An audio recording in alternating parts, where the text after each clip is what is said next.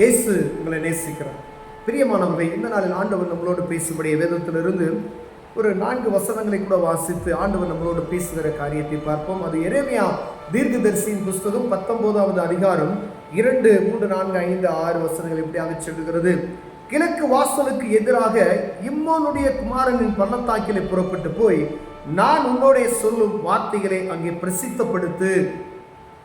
நீ அவர்களை நோக்கி, யூதாவின் ராஜாக்களே, எருசலேமின் குடிகளே, கர்த்தருடைய வார்த்தையை கேளுங்கள். இஸ்ரவேலின் தேவனாகிய சேனையில் கர்த்தர் சொல்லுகிறார், இதோ நான் இந்த ஸ்தலத்தின் மேல் ஒரு பொல்லாப்பை வரப்பண்ணுவேன். அதை கேட்கிற யாவருடைய காதுகளிலும் அது தொனித்து கொண்டிருக்கும். பாருங்க, இஸ்ரவேலின் தேவனாகிய சேனையில் கர்த்தர் சொல்லுகிறார், இந்த ஸ்தலத்துல நான் ஒரு பொல்லாப்பை வரப்பண்ணுவேன். அது சகல ஜனங்களுடைய காதுகள் அது தொனித்து கொண்டே இருக்கும். அப்ப அந்த காதுல தொனித்து கொண்டே இருக்கும். நான் வரப்போகிற பொல்லாப்ப யாரும் மறக்க முடியாது. அந்த சத்தம் எப்பொழுதும் கேட்டுக்கொண்டே இருக்கும் என்று ஆண்டவர் சொல்கிறார். பிரியமான, அவர் என்னை விட்டுவிட்டு இந்த ஸ்தலத்தை அந்நிய ஸ்தலமாக்கி தாங்களும் தங்கள் பிதாக்களும் யூதாவின் ராஜாக்களும் அறியாதிருந்த அந்நிய தேவர்களுக்கு அதிலே தூபம் காட்டி இந்த ஸ்தலத்தை குற்றமில்லாதவர்களின் இரத்தத்தினாலே நிரப்பினபடினார். பாருங்க, அந்நிய தேவர்களுக்கு தூபம் காட்டி இந்த ஸ்தலத்தை குற்றமில்லாத இரத்தத்தினால் நிரப்பினபடியினால் அநேக இடங்கள்ல பார்த்தீங்கன்னா ஆக்சிடென்ட் அந்த மாதிரி அது காரியம்லாம் எதனால நடக்குது? குற்றமில்லாத இரத்தம், சிறு பிள்ளைகள் மரித்து போகிறது, அப்படிப்பட்டதான காரியம். ஒரு பாலம் இடிந்து விழுகிறது, அதெல்லாம் பார்த்தீங்கன்னா அது நடக்கக்கூடாத காரியம். மொத்தமாக 50 பேர் 60 பேர் மரித்து போகிறார். குற்றமில்லாத இரத்தங்கள்லாம் மரித்து போகிறது. தங்கள் பிள்ளைகளை பாகாலுக்கு தகன பலிகளாக தகனிக்கும்படி பாகாலின் மேடைகளை கட்டினபடினாலும் பிள்ளைகளை பலியிடுகிறார்களாம். பிள்ளைகளை பலியிடக்கூடிய அந்த காரியங்கள், தகன மேடைகளை கட்டி அதுல நரபலி கொடுக்கிற அப்படிப்பட்டதான கூட்டமும் தனி மேடைகளை கட்டினபடினாலும் இப்படி வரப்பண்ணுவேன். இவைகளை நான் கற்பித்ததும் இல்லை, சொன்னதும் இல்லை, இவைகள் என் இருதயத்தில் தோன்றினதும் இல்லை.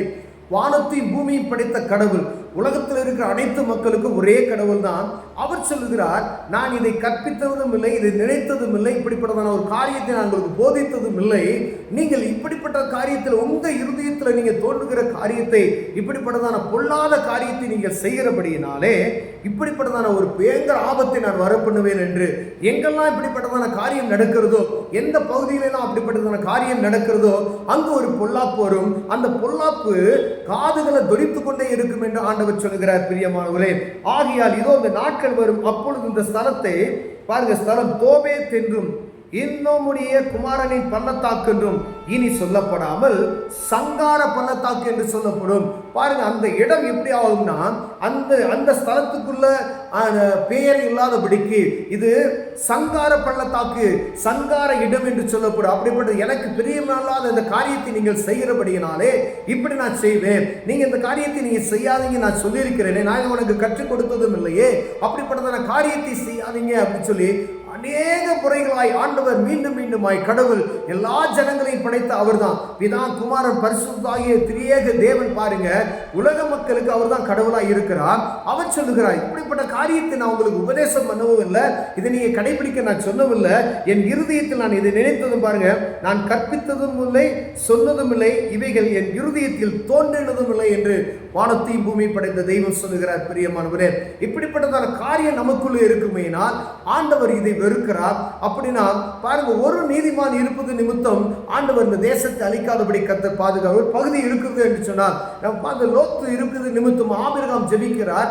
அந்த பட்டணத்துல ஒரு நீதிமான் இருந்தா நீ அழிக்காம இருப்பீங்களான்னு சொல்லி ஆண்டவரோட போராடுகிற ஒரு காரியத்தை நாம் வாசித்து இருக்கிற. பிரியமானதே, அப்போ உங்க பகுதியில நீங்க ஒரு நீதிமானா இருந்தீங்கன்னா அந்த பகுதி பொல்லாப்பு இல்லாதபடிக்கு, சங்கார பள்ளத்தாக்கு என்னாதபடிக்கு, ஒருவேளை ஆண்டவர் நம்முடைய ஜெபத்தை பார்த்து, நம்முடைய வேண்டுதலை பார்த்து, அங்கு நடக்கக்கூடிய காரியங்களை தேவனுக்கு தெரியப்படுத்தி இவர்கள் மனம் திரும்ப வேண்டும் ஜெபிப்போமாயினால் அது தப்பித்துக் கொள்வதற்கு ஒரு வாய்ப்புள்ளதாக இருக்கும். பிரியமானவர்களே, என ஆண்டவர் சொல்லுகிறார், அது காதில் எப்பொழுதும் தொனித்துக் கொண்டே இருக்கும். அப்படிப்பட்டதான ஒரு பொல்லாப்பை நான் வரப்பண்ணுவேன் என்று ஆண்டவர் சொல்லுகிறது பார்க்க முடியுது. அநேக நேரங்களில் நம்ம ஆண்டவருக்கு விரோதமான காரியம், ஆண்டவருக்கு விருப்பமில்லாத காரியத்தை நாம் செய்து கொண்டு இருக்கிறோம். பிரியமானவர்களே, எது ஆண்டவருக்கு விருப்பமில்லாத? நானே தேவன் என்று சொல்லுகிறார், என்னை என்று உனக்கு வேறு தேவர்கள் உண்டாக வேணா என்று சொல்லுகிறார். ஆனா நம்ம என்ன செய்கிறோம்? அவருக்கு விருப்பமில்லாத காரியத்தை எப்படிலாம் செய்ய முடியுமோ அப்படிலாம் செய்கிறோம். பிரியமானவர்களே, ஆண்டவர் சொன்ன காரியத்தை கடைபிடித்து நடப்போமையினால் ஆண்டவர் நம்மை காத்து வழி நடத்த வல்லமை இருக்கிறார். பாருங்க, நான் சொல்லாத இந்த காரியத்தை, நினைக்கவே இல்லாத ஒரு காரியத்தை நீ செய்து கொண்டிருக்கிறபடினாலே என்ன செய்வேன் அப்படின்னு சொன்னா, நான் இந்த பொல்லாப்பை வர பண்ணுவேன் அப்படின்னு சொல்றாரு. அப்ப ஆண்டவருக்கு விருப்பமில்லாத காரியத்தை நம்முடைய பகுதியில நம்ம குடும்பத்துல முதல் நம்ம செய்யறோமான்னு சொல்லி பார்க்க முடியாது. ஒரு ஆண்டவர் தேசத்தை குறித்து சொல்லி இருக்கிறார். ஏதோ ஒரு தேசத்தை குறித்து அல்ல, இந்த இஸ்ரவேல் ஜனங்கள் இருந்த தேசம், கர்த்தருடைய ஜனங்கள் இருந்த தேசத்துல ஆண்டவர் சொல்லுகிறார், அந்த பகுதி நீ பாதுகாக்கப்படும்னா ஒரு குறிப்பிட்ட பள்ளத்தாக்கு, அங்க பாருங்க சொல்லப்படுகிற 2 பள்ளத்தாக்கு, இந்த ஸ்தலம் தோபேத் என்றும் இன்னமுடைய குமாரனின் பள்ளத்தாக்கு என்று சொல்லப்படாமல் அப்படின்னு சொல்லி, அப்ப ஒரு பகுதியை ஆண்டவர் குறிப்பிட்டு சொல்லுகிறார்.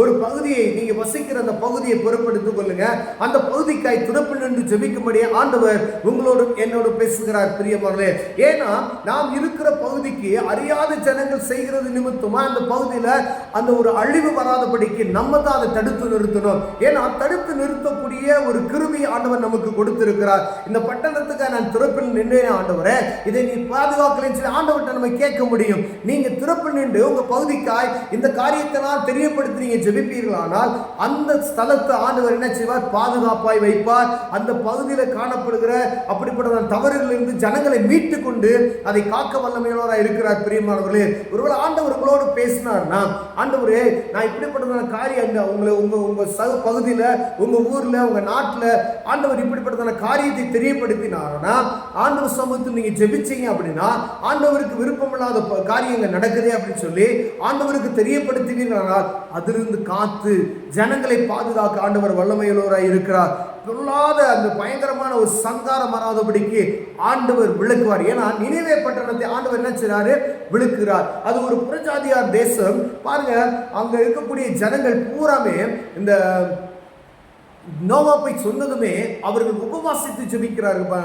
எதிர்பாராத ஒரு காரியம் நடக்கிறது. அது வேற நினிவே என்ற ஒரு பட்டணம். பாருங்க, அங்க இருக்கிற ஜனங்களுக்கு நோவாப்பை சொன்னதுமே தேசத்தை அழிக்க போறாரு ஆண்டவர், எல்லாம் 3 நாளைக்கு நான் அழிச்சுவேன் அப்படின்னு சொன்னது உடனே அங்க இருக்கிற ஜனங்கள், ராஜாக்கள் இருந்து மாடு ஆடு தண்ணி குழந்தை யாருமே உண்ணாமலும் புசியாமலும் தேவ சமூகத்தில் ரெட்டுடுத்தி இருந்தார்கள் என்று வேதம் சொல்லுகிறது. பிரியமனே, அப்படி ஒரு தேசம் இருக்குமையினால், அப்படி ஒரு குடும்பம் இருக்குமையினால், அப்படி ஒரு பட்டணம் இருக்குமையினால் தேவன் நம்மை காத்து, அந்த பகுதியை காத்து, அந்த குடும்பத்தை காத்து, அந்த பட்டணத்தை காத்து, அந்த நாட்டை காக்க வல்லமையுள்ளவராய் இருக்கிறார். பிரியமானவரே, நம்ம அதுக்காண்டி தேவ சமூகத்தில் போராடி ஜெபிங்க. அவங்க ஜெபித்தார்கள், அதிலிருந்து தப்பித்துக் கொண்டார்கள்.